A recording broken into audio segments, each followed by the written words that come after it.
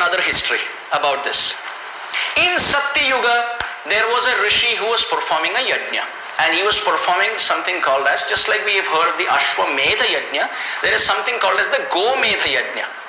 Ashwamedha Yajna is sacrificing a horse. Gomedha Yajna is sacrificing a cow. Now I want to pause here. Before our mind races rampantly as to what a sacrifice is, I want to pause. If I can, pause your mental space and discuss what this sacrifice is. Now traditionally, when the Brahmanas performed an animal sacrifice, they never killed the animal.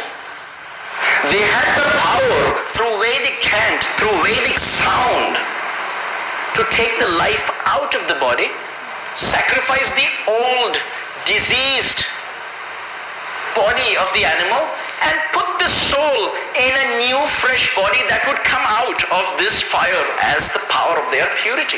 So in this way, the old body gets a new house, the old soul gets a new house, and at the same time they get the benefit of the sacrifice without killing any life, no loss of life. This is the power of sound, and this can be understood. You see, sound is something that has a profound influence on all of us.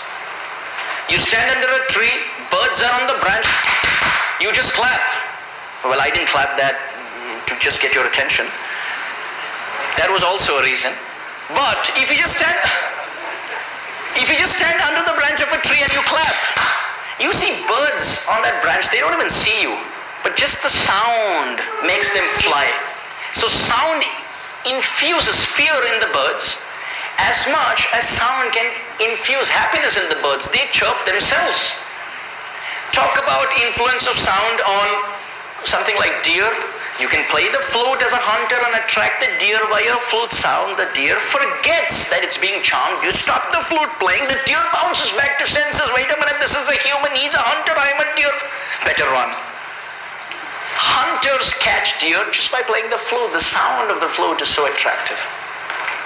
Talking about sound and influence on birds and animals, talking on the influence on human beings. How do we wake up from sleep? Our iPhone alarm. That is sound. Sound wakes us up from sleep. Even spiritually it is mentioned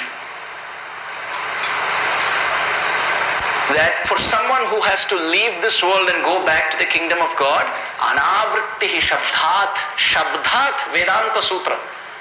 By sound, just like you wake up from sleep, you can wake up from the sleep of distress by taking shelter of the names of Krishna's holy, sacred sound vibration. So by the power of mantras, this is possible. Even for us, you see, as soon as there's some nice music, our ears are gone outside the window. Like you listening to me just by the eye, but as soon as there's something going on, you're like this, but the ears are there. Someone playing some Kishore Kumar or Mohammed Rafi song outside, that brings you back to your 70s.